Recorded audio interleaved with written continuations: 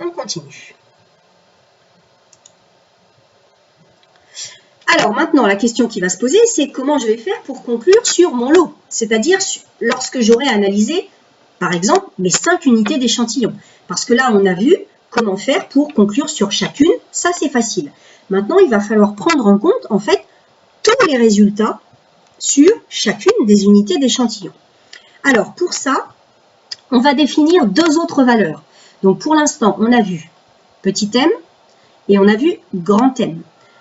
Important, il faudra connaître, pas pour l'instant, il faut l'avoir compris, pour la 2e année, il faudra pouvoir définir ces valeurs-là. Là, on va définir 2 autres valeurs pour un plan d'échantillonnage qu'on appelle petit n, attention à ne pas confondre avec petit m et petit c. Petit n, c'est facile, j'en ai parlé tout à l'heure, mais je n'avais pas encore appelé petit n. Petit n, c'est le nombre d'unités qui forment l'échantillon. Donc, si je reprends mon exemple des bouteilles de lait, rappelez-vous, Camille Picot, à combien était égal petit n sur ma diapo des bouteilles de lait, là, si vous vous souvenez? Voilà, il y en avait 5. Donc, petit n, c'était 5 unités d'échantillon. Alors, ça, c'est pareil, c'est pas vous qui allez décider, hein, c'est écrit sur un document, c'est un plan d'échantillonnage, on vous dit, il faut faire ça. Bon, bah, vous ne vous posez pas de questions, évidemment, c'est-à-dire que vous allez prendre 5 unités d'échantillon, donc n égale 5. Donc, souvent, je l'ai mis, hein, c'est le cas classique, n égale 5. Attention, ce n'est pas toujours le cas, n, ça peut varier, alors forcément, il y en a au moins une, hein, vous imaginez bien, ça peut aller jusqu'à 30, en fonction du risque, de la taille des lots et parfois du nombre d'unités. Ça veut dire quoi notamment? Alors, en fonction du risque, je pense que c'est ce qu'il y a de plus important ici. Dans quel cas, par exemple, à votre avis, on teste 30 unités d'échantillon? Est-ce que quelqu'un a une idée? Pourquoi est-ce qu'on augmente comme ça, de façon quand même considérable, hein, le nombre d'unités qu'on va tester?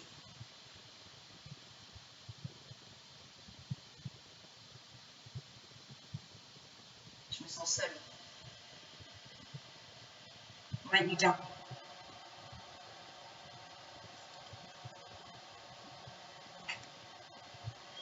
Et donc, le risque, il est comment? Il est élevé, exactement. D'accord? Donc, j'aimerais que vous reteniez ça, c'est-à-dire que si vraiment, dans certains produits, pour certains germes, on a un risque qui est très élevé, en fait, plus le risque est élevé, et j'ai envie de dire, moins nous, on va en prendre, moins l'industriel va en prendre pour libérer l'eau, c'est-à-dire que plus il va faire d'analyse. Évidemment, plus vous testez d'unités d'échantillons, moins vous avez de risque de vous planter, c'est-à-dire de passer à côté de la détection de germes. Donc, plus le risque est élevé pour un produit et pour un germe, et plus N va être important. Est-ce que vous comprenez cette notion? Ouais, ça va? Ok. Alors, on verra parce qu'il y a le Socrative derrière. Donc, je vais voir si vous avez compris. Donc, ne me dites pas oui pour me faire plaisir. Donc, ça, c'est N. N, c'est facile, c'est le nombre d'unités que je dois tester, qui vont former en tout mon échantillon. Deuxième valeur, petit c. Alors, c'est pas si compliqué que ça en a l'air, vous allez voir, puis on va faire des exemples d'application. Petit c, alors, c'est pas la même chose pour un plan à 3 classes et pour un plan à 2 classes. Pour un plan à 3 classes, vous vous rappelez tout à l'heure, hein, là, c'est lorsqu'il y a petit m et grand m qui sont 2 valeurs différentes. Petit c, c'est le nombre maximal d'unités d'échantillons qu'on va tolérer comme étant de qualité acceptable. C'est-à-dire, je vais prendre un exemple, souvent C égale 2. Si vous avez par exemple N égale 5 et C égale 2, ça veut dire qu'on va tolérer qu'au maximum, vous ayez 2 unités d'échantillon sur 5 qui soient acceptables. C'est-à-dire, dans les valeurs, soient comprises entre petit m et grand M. C'est le maximum qu'on tolérera. Évidemment que toutes les autres unités doivent être satisfaisantes. Est-ce que c'est à peu près compris? On va faire des exemples d'application, ne vous inquiétez pas. Mais est-ce que ça vous paraît clair? On tolérera au maximum 2/5 des unités acceptables. Puis si bof, alors tu vas voir, on va faire des exemples et tu vas me dire après, d'accord? Pour un plan à 2 classes, C, alors là ça ne peut pas être acceptable puisque ça n'existe pas à 2 classes, c'est le nombre maximal d'unités d'échantillons qu'on tolérera comme étant de qualité insatisfaisante. Ça veut dire le nombre maximal d'unités qui pourront être supérieures à petit m ou grand M, mais vu qu'il n'y a qu'une valeur, c'est la même chose. Alors souvent, C égale 0. Ça veut dire quoi? Ça veut dire que si vous avez N égale 5, vous testez 5 unités d'échantillon, si C égale 0, ça veut dire que vous ne tolérez aucune unité d'échantillon qui soit insatisfaisante. En gros, toutes vos unités d'échantillon doivent être satisfaisantes. Ah, Lucie, ça a l'air de s'être décantée, tu as l'air d'avoir compris. On va voir, vous allez voir, on va faire un petit exemple d'application. Mais est-ce que, alors à part Lucie, ça vous paraît à peu près clair, hein? C'est le maximum qu'on tolère en fait. Hein. Ouais. Ça a l'air d'aller. Ok. Alors j'avance un peu parce que je voudrais qu'on passe. Voilà. Alors regardez, du coup, pour résumer, je vous fais des petits schémas. Quand on a un plan à deux classes, un plan à deux classes, ça veut dire qu'on a dit un seul critère chiffré, qu'on appelle petit m. Hein. Petit m égale grand R, égale grand M. Ça peut être un chiffre, ça peut être aussi non chiffré, on a dit tout à l'heure, ça peut être absence. Donc ça peut être 0. Donc regardez ici, j'ai deux classes. Ou c'est satisfaisant, ou c'est insatisfaisant. Alors, la limite, par exemple, j'ai pris, par exemple, si, je vais le mettre ici, peut-être ce sera plus clair pour vous. Hop, attendez. Ici, la limite, elle est là. D'accord? La limite entre les deux classes, elle est là. Donc, ma limite, par exemple, salut Renaud, à bientôt, bah, lundi, hein, on se retrouve lundi. Regarde bien les vidéos, hein, la suite, c'est important. Ok. Donc, la limite, par exemple, si c'est 100 UFC par ml ou 100 UFC par gramme, si votre résultat est inférieur à 100, c'est satisfaisant. Si c'est supérieur à 100, c'est satisfaisant. Ça, c'est un premier exemple. Après, on vous a mis le deuxième exemple, c'est si vous n'avez pas de valeur chiffrée, mais c'est absence ou présence. Et c'est souvent le cas dans les plans A2 classe. Regardez ici. X, enfin les petites croix là, c'est le résultat pour une unité. Là, on est parti d'un exemple de plan d'échantillonnage où n était égal à 5. Ça veut dire que je suis obligé de tester 5 unités d'échantillon et c égale 0. Alors là, c'est simple par rapport à ce qu'on a dit. Si toutes les unités d'échantillon, elles sont là, les 5, sont ici, c'est-à-dire sont inférieures à petit m, alors le haut sera déclaré satisfaisant. Par contre, si vous avez une unité d'échantillon qui se trouve ici supérieure à petit m, regardez, on a dit, attention, petit c égale 0.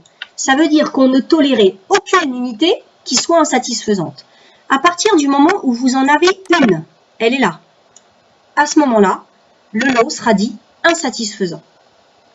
Donc, vous devez retenir en fait ce qui est ici, c'est-à-dire qu'au final, la qualité du lot est dite satisfaisante si toutes les valeurs observées sont inférieures à la limite. C'était le petit schéma que vous aviez ici. Et il sera dit insatisfaisant à partir du moment où vous avez de toute façon une valeur qui est supérieure à la limite. Est-ce que c'est compris? On va prendre des exemples après, hein, chiffrés. Je vais vous demander d'intervenir là-dessus. Ouais? Alors, on continue. Pour un plan à 3 classes, c'est un peu plus complexe, puisqu'on a dit, j'ai deux valeurs, petit m et grand M. Donc, vous voyez, je me fais un petit axe. Je vais vous demander de faire ça pour tout à l'heure et pour la semaine prochaine, pour un petit exercice. Vous positionnez vos deux valeurs, petit m et grand M. Donc, ce sont vos limites, hein, petit m et grand M. Et du coup, ça vous permet d'avoir vos 3 classes, satisfaisant, acceptable, insatisfaisant. Maintenant, la question, c'est comment on va conclure par rapport au lot. Je vais analyser toutes mes unités. Je repars d'un exemple où j'ai petit n égale 5 et petit c égale 2. Ça, on me le dit, c'est imposé. Je teste donc mes 5 unités. Premier cas de figure, premier exemple. Mes 5 unités ici, vous le voyez, sont inférieures à petit m. Ça veut dire que mes 5 unités, elles sont comment, Eva?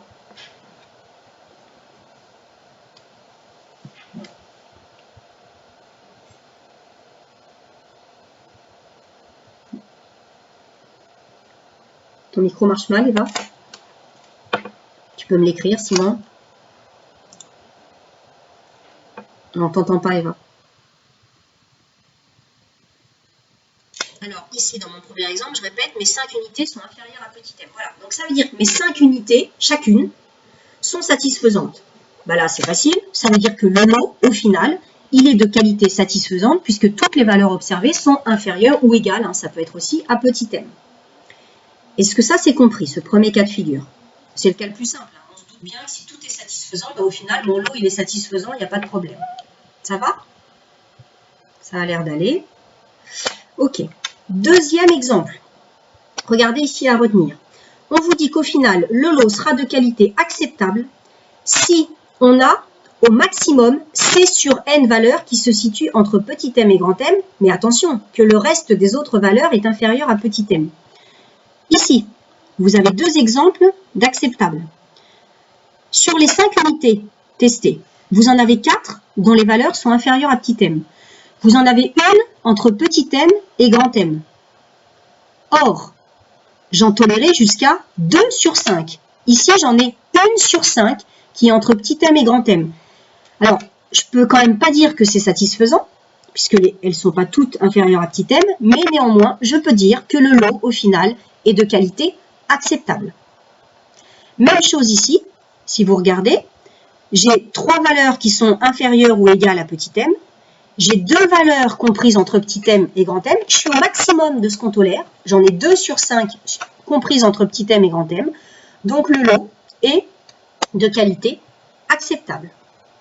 Est-ce que ça c'est clair?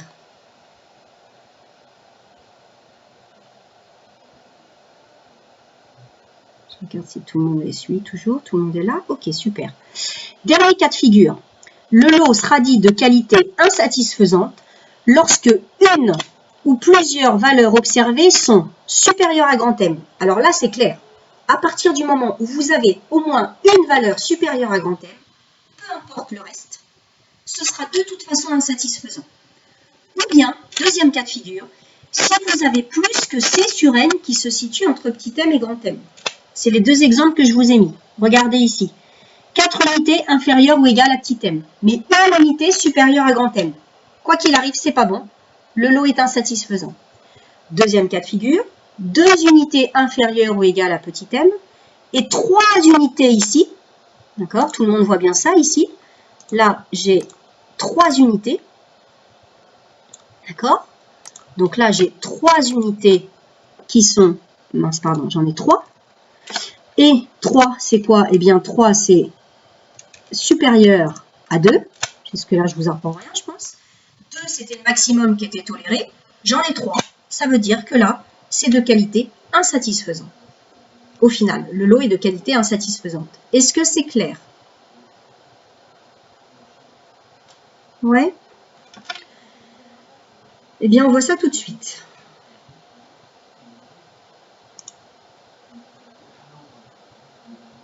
Alors là, je vous avais mis voilà, ce qu'on peut trouver dans la littérature. En fait, vous aurez ça dans les TP l'année prochaine, en deuxième année.